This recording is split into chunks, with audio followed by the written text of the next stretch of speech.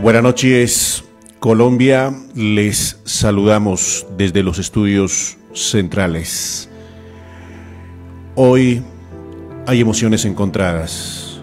Por un lado, el regreso a la libertad de 78 uniformados del ESMAD,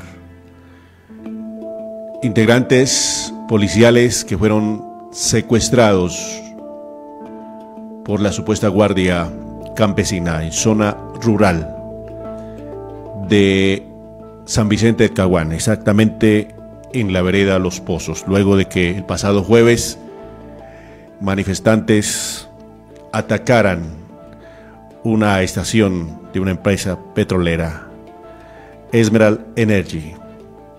Fueron secuestrados 78 uniformados del ESMAD y 8 civiles, trabajadores de esta empresa, pero además perdieron la vida un uniformado del ESMAD y también un campesino. En este momento, les decía, hay emociones encontradas porque por un lado la alegría del retorno a la libertad de los uniformados de la fuerza pública, pero por otro lado la ausencia de un uniformado, un hombre que llevaba 14 años de servicio a la institución, padre de 2 niños, deja una viuda, 2 huérfanos. Hoy, en el transcurso del día, se pronunció su padre y sus palabras fueron: mi hijo era también del campo. El padre de Arley Monroy le reclamó a la comunidad del Caguán. Les dijo: mi hijo era campesino, entonces ¿por qué matan a la misma gente del campo? Nuestras condolencias para la familia del subintendente Arley Monroy Prieto. Él nació en Tunja, pero se pasó su infancia en Cómbita, Boyacá. Ingresó a la policía para poder sacar a su familia adelante y recibió distinciones y condecoraciones en su hoja de vida. Ya la noticia es entonces que esta tarde fueron liberados y su presencia en la zona, una comisión. Hoy personalmente estuvo el ministro del Interior, el ministro de Defensa, en el puesto de mando unificado y se logró pues la liberación. Ahí podemos observar las imágenes de los uniformados del ESMAD, momentos previos a la liberación, donde también estuvo el doctor Carlos Camargo, el defensor del pueblo. Ahí estamos observando cómo ya en ese momento descienden de ese camión, tanto la comisión que logró, ahí está el ministro de Defensa, Iván Velázquez Gómez, ahí los estamos observando, descienden los 78 uniformados del ESMAD. Es el momento de la liberación. Ahí los observamos. Queremos recibir en este espacio la opinión de los colombianos. Vamos a ver otra imagen en este momento que le da la vuelta no solamente a Colombia, sino al mundo. Es la liberación. Esto sucedió esta tarde en la vereda Los Pozos. Ahí está un uniformado, lo vemos ahí con dificultades para caminar, producto de los golpes durante este ataque.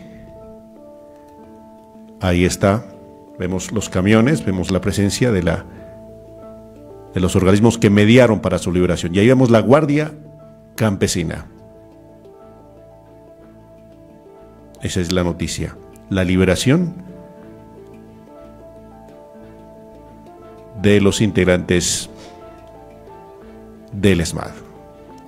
A esa hora de la noche nos acompaña el señor general Guillermo León, excomandante de la Fuerza Aérea Colombiana, vicepresidente del Colegio de Almirantes y Generales de la República. Señor general, gracias por aceptar la invitación de Ecovisión Colombia. Su lectura, su análisis, su percepción de lo que aconteció en estas 48 horas difíciles para el país. Bienvenido, buenas noches. Carlos, muy buenas noches. Un saludo muy especial para todos los internautas que se encuentran en este momento conectados, a todos nuestros oficiales, suboficiales, soldados, agentes, viudas, víctimas, seguidores del canal y desde luego a todos los afectos a nuestra fuerza pública. Un saludo muy especial. Carlos, pues como usted mismo lo mencionó, fueron 48 horas muy complejas, llenas de sentimientos, llenas de reacciones, llenas de lecturas desde diferentes sectores, que hoy nos presentan un panorama, como usted decía, triste y a la vez de satisfacción. Satisfacción porque logramos ya la liberación de los 76 policiales que habían quedado secuestrados en la vereda Los Pozos y particularmente en el salón comunal donde los tenían secuestrados.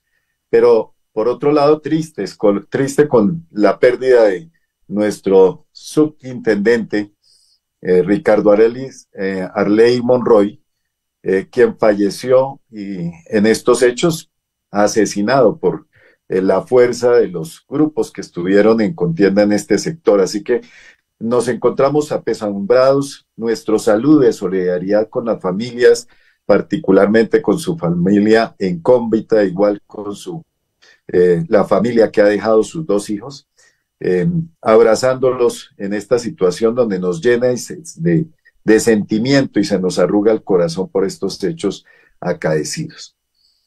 Cuando uno entra a analizar lo que ha sucedido, yo creo que lo primero que tiene que decir Carlos es que esto es una situación que se venía gestando de tiempo atrás, diría que de años atrás.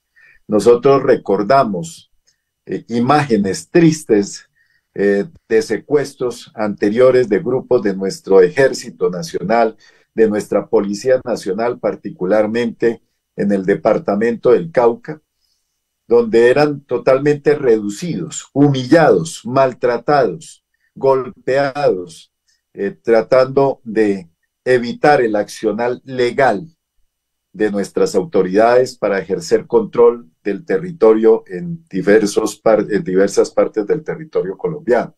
Así que esto nos ha llevado a que hoy desemboquemos en una situación más compleja que llevó ya a la consumación de un asesinato contra un miembro de la fuerza pública. Esto significa que desde hace tiempo se ha venido gestando una situación donde coloca a la fuerza pública en un estado de indefensión, a merced de los violentos. Y esto se propicia con las normas que se han ido estableciendo, con la rigurosidad con que se castiga la intervención de la fuerza pública y donde se expone jurídicamente a nuestros funcionarios, obligándolos casi a quedar en un estado de indefensión, sin poder actuar, porque cada vez que van a actuar tienen que pensarlo dos veces en su reacción, en la medida en que lo van a hacer para evitar procesos jurídicos a posterior. Así que esto hace una situación compleja que se ha venido desarrollando y que hoy vemos cómo lleva a la situación que hoy se presenta en esta vereda en el municipio de San Vicente del Caguán. Por otro lado, un elemento fundamental también que uno empieza a ver allí es cómo se ha perdido el respeto por la autoridad. Nuestra autoridad ya no genera de alguna manera la consideración por los ciudadanos. La representación del Estado ya no implica de alguna manera que haya de alguna manera un mensaje para contener exceso de violencia por parte de los campesinos, en este caso, o los grupos indígenas que supuestamente fueron los que estuvieron en esta situación que se presentó.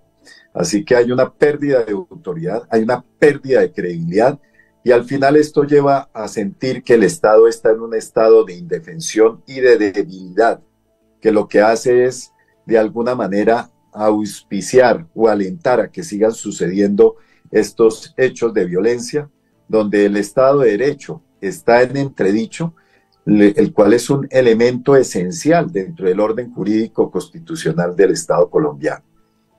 Creo que vale la pena analizar y reflexionar sobre lo que pasó, sobre la situación que se vivió y de alguna manera no solamente condenar los hechos y no solamente extender el abrazo de solidaridad a la familia de este subintendente de nuestra Policía Nacional, un héroe el día de hoy, sino también exigir a las autoridades competentes la investigación y judicialización de los responsables de este execrable asesinato ocurrido en el Caguán. Señor General Guillermo León, excomandante de la Fuerza Aérea Colombiana, estamos observando las imágenes, momentos en que nuestros uniformados, los integrantes del ESMAD, son sometidos a humillación, son insultados, y la forma cruel como fue asesinado con arma blanca el subintendente Arley Monroy Prieto. ¿Usted en este momento tiene dudas sobre las garantías de derechos humanos para la fuerza pública? ¿Ha escuchado el pronunciamiento de las ONGs internacionales pronunciarse sobre este ataque a seres humanos como lo son los uniformados, que también tienen seres especiales, seres queridos que los lloran en casa? Pues Carlos, precisamente es uno de los temas de la manifestación de la polarización que hoy tiene el país. Y vemos cómo en ocasiones anteriores, particularmente en el gobierno anterior, cuando ocurrían hechos y enfrentamientos entre el ESMAD y grupos de campesinos o indígenas que ocurrían en medio de protestas, veíamos que se rechazaba de manera firme y contundente cualquier posible exceso de la fuerza pública. Casi que se condenaba mediáticamente a los integrantes de nuestra Policía Nacional o de nuestro Ejército Nacional, abrogándole excesos en el uso de la fuerza, sin que esto fuera de alguna manera comprobado o que hubiera surtido un proceso jurídico al respecto. Hoy en día lo que vemos es cuando pasa y las víctimas son nuestros miembros de la fuerza pública, no se escucha una voz de estas ONGs en protesta y alentando el respeto por los derechos humanos a nuestra fuerza pública.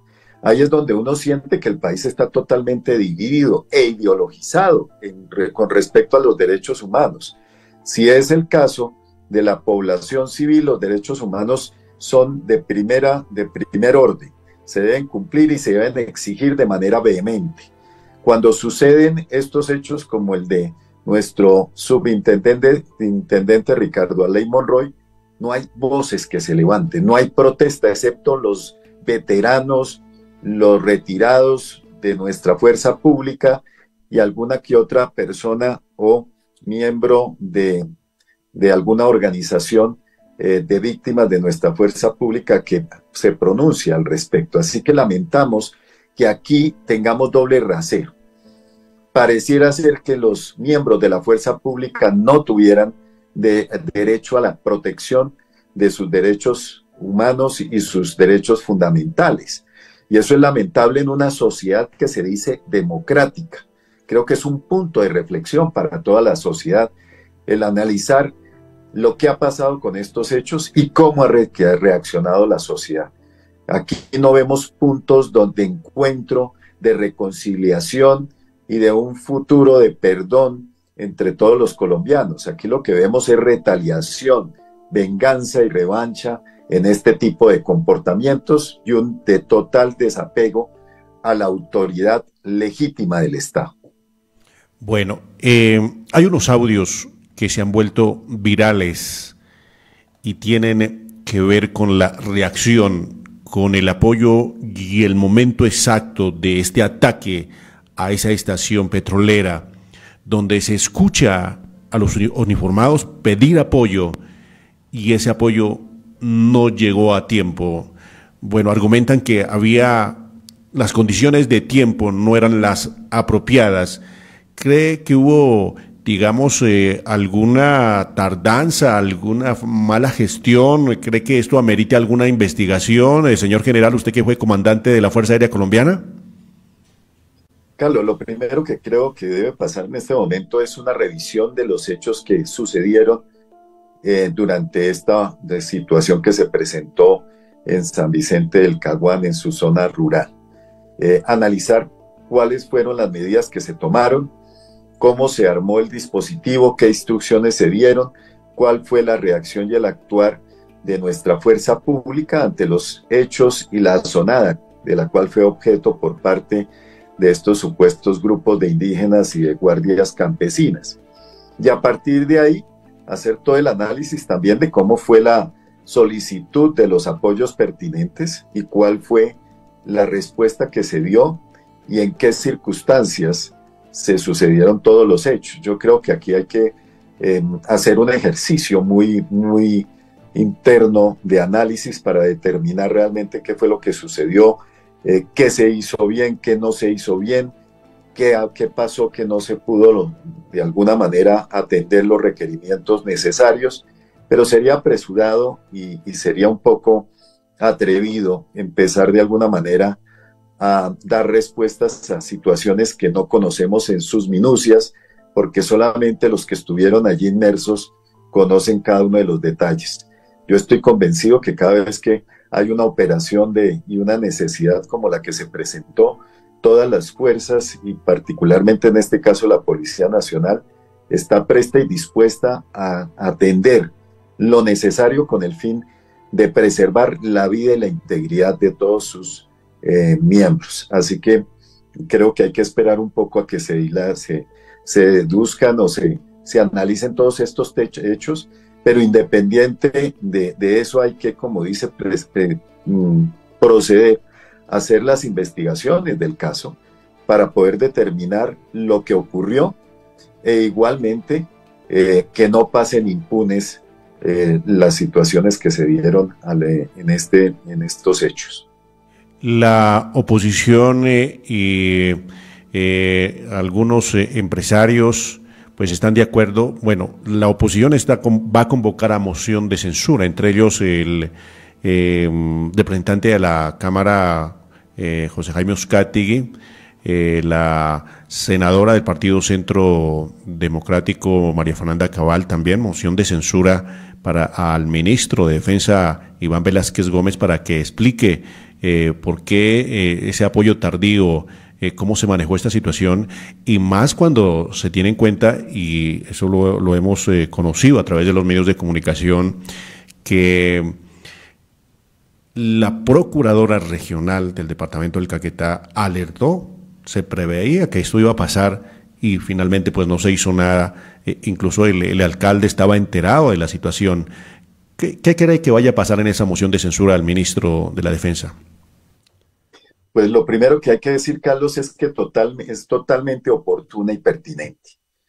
Hay que pedir explicaciones al Ministerio de Defensa Nacional sobre los hechos acaecidos, que le expliquen claramente al país y al Congreso las decisiones que se tomaron y las acciones que se adelantaron con el fin de evitar y rechazar o preservar la vida de nuestros policías.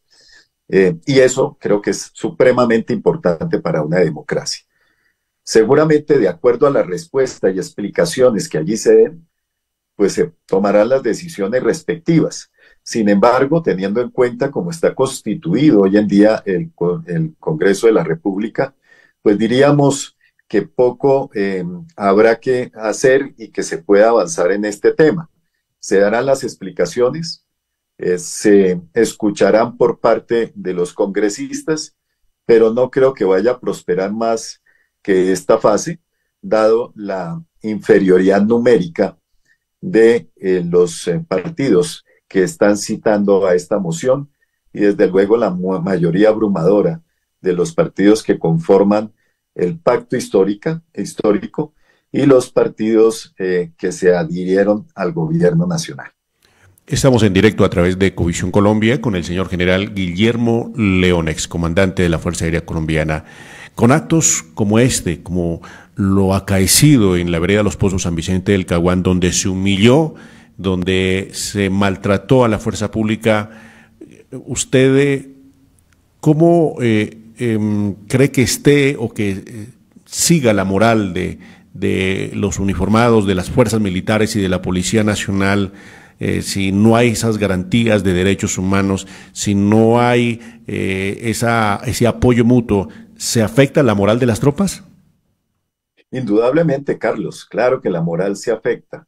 Yo creo que hoy todos los miembros de la fuerza pública nos encontramos de alguna manera compungidos con la situación que se vivió en el Caguán. Por otro lado, precisamente el hecho de haber perdido la vida uno de nuestros miembros durante esta asonada, pues genera de alguna manera un sentimiento de solidaridad y de pesar que aflige a los colombianos de bien y particularmente a los que representan y hoy actúan en el marco de la Constitución como integrantes de nuestra fuerza pública. Así que uno de los retos enormes que tiene la institución es poderlo superar, y por ello enviamos a todos ellos nuestro incondicional respaldo y apoyo.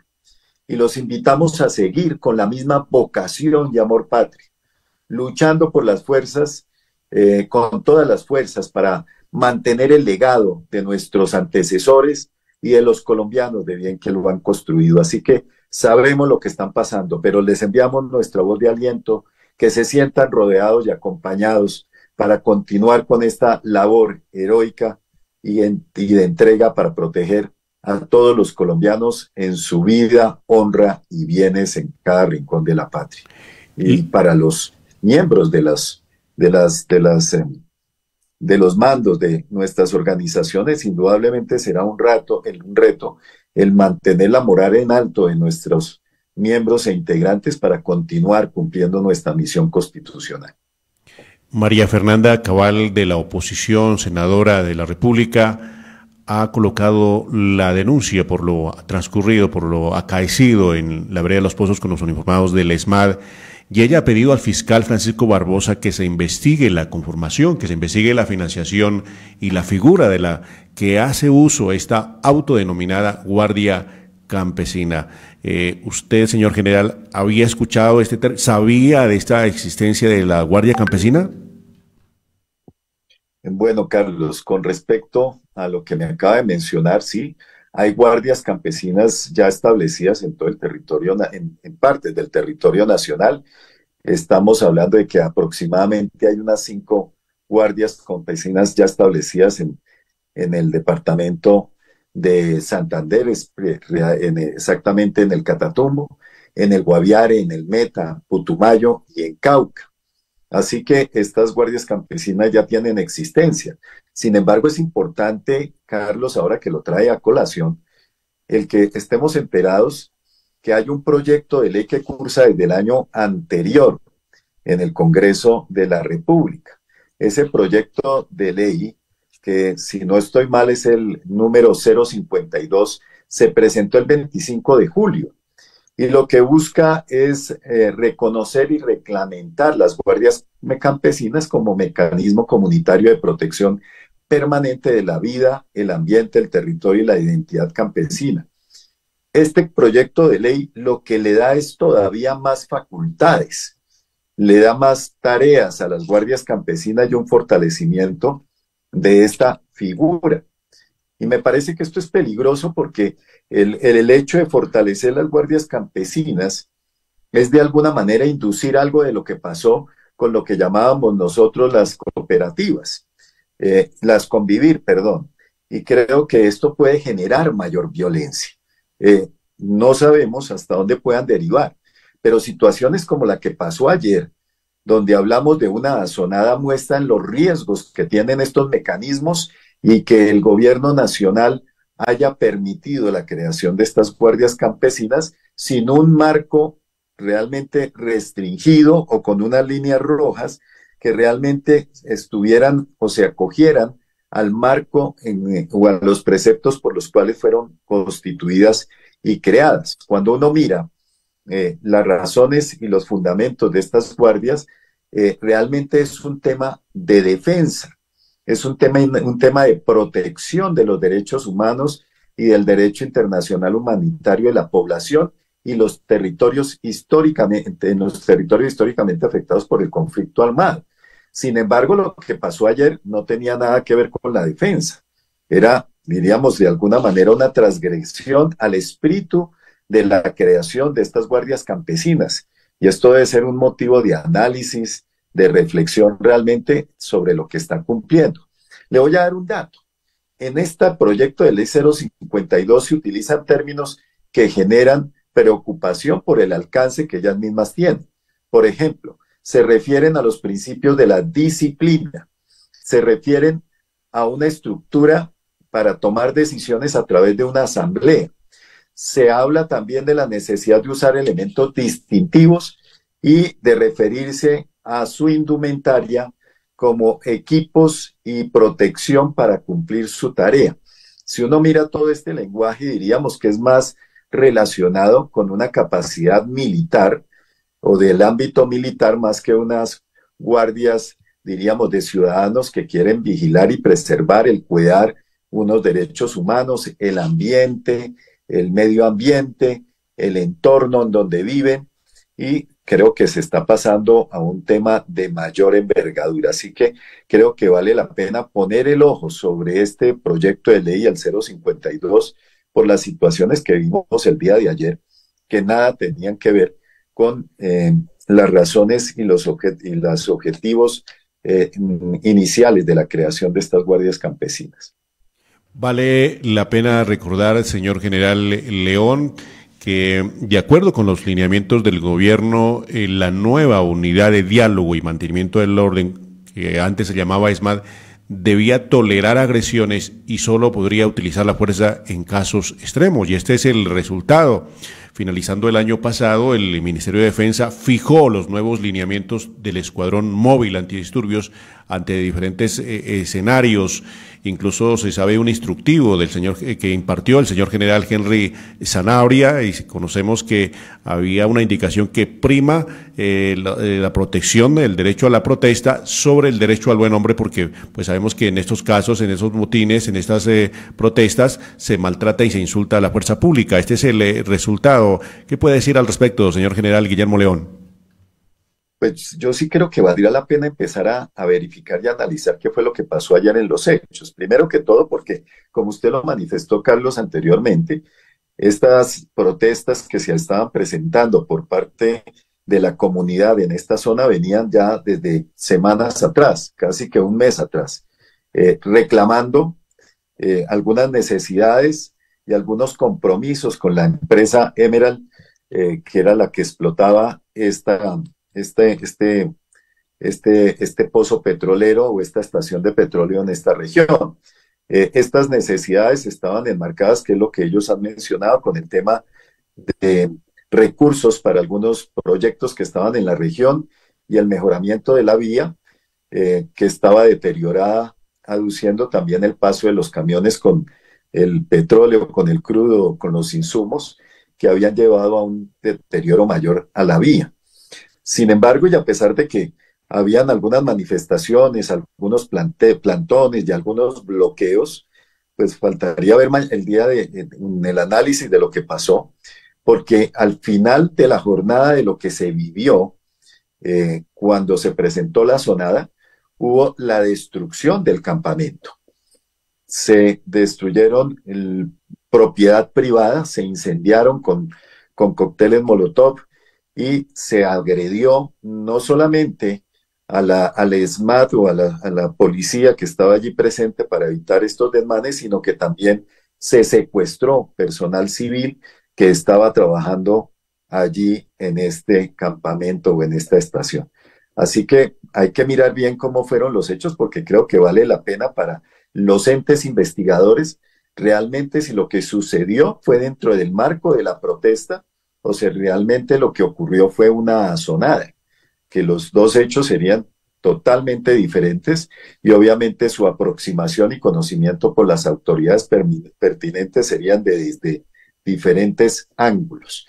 Pero indudablemente, como lo hemos mencionado y lo hemos sostenido desde nuestras organizaciones y centros de pensamiento, La protesta social pacífica se debe respetar, pero cuando hay elementos que generan violencia, destrucción de la propiedad privada o de los bienes públicos, se está cruzando un límite que ya no corresponde al de la protesta social.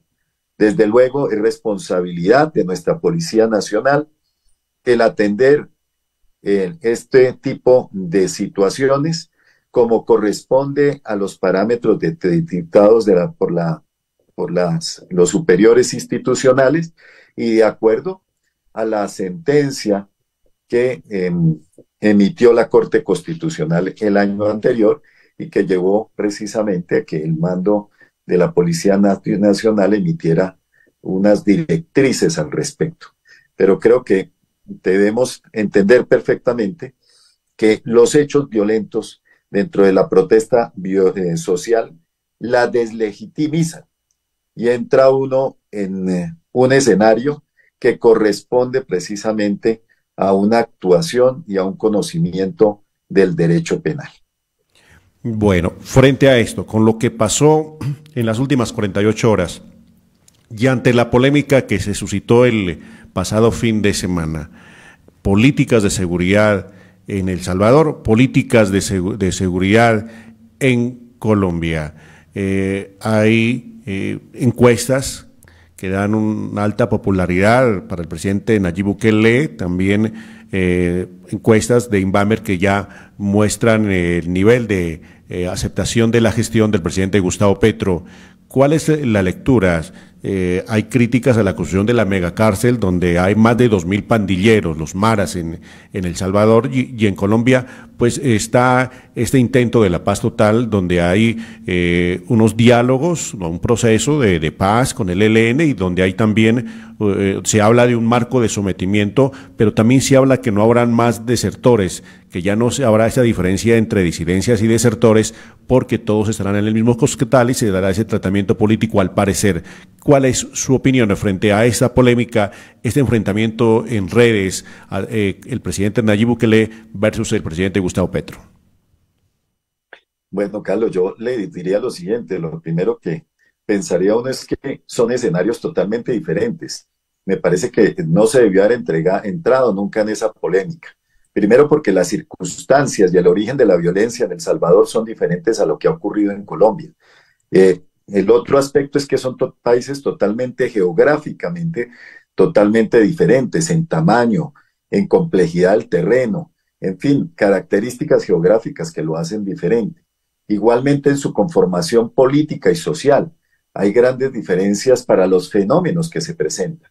Tratar de reducir la conversación a si allá es efectivo o acá es efectivo lo que está haciendo Bukele o lo que se está haciendo acá es desastroso, me parece que es un análisis simplista.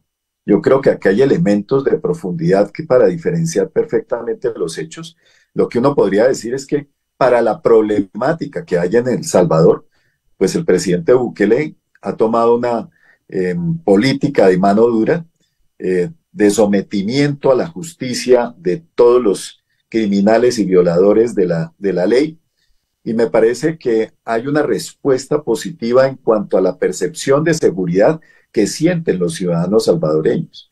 Eso lo muestran las encuestas, que no se puede negar que es el sentimiento de todos los ciudadanos de este país, y desde luego la mejora de la calidad de vida, que es evidente. Tal vez la pregunta que uno se hace a futuro es la sostenibilidad en el tiempo del modelo, y si este modelo con el pasar de los meses y tal vez de los años puede generar otro tipo de problemas. Esas son cosas que diríamos habría que tratar de entender un poco cómo qué van a pasar a futuro, si se van a generar algunas desviaciones que vayan a ocasionar otro tipo de problemas. No lo sabremos y habrá que hacerle seguimiento al modelo que se está aplicando allá, pero que hoy podemos decir que tiene un alto resultado, que es altamente efectivo y está produciendo resultados que de alguna manera avala la sociedad salvadoreña.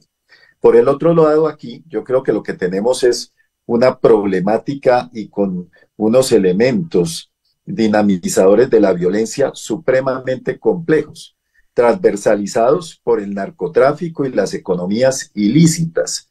Adicional, pues a unos índices de violencia que originan estos fenómenos de economía ilegal que se trasladan a las comunidades generando desplazamiento, confinamiento y obviamente el asesinato y pérdida de vidas de personas y líderes sociales que se encuentran en las regiones.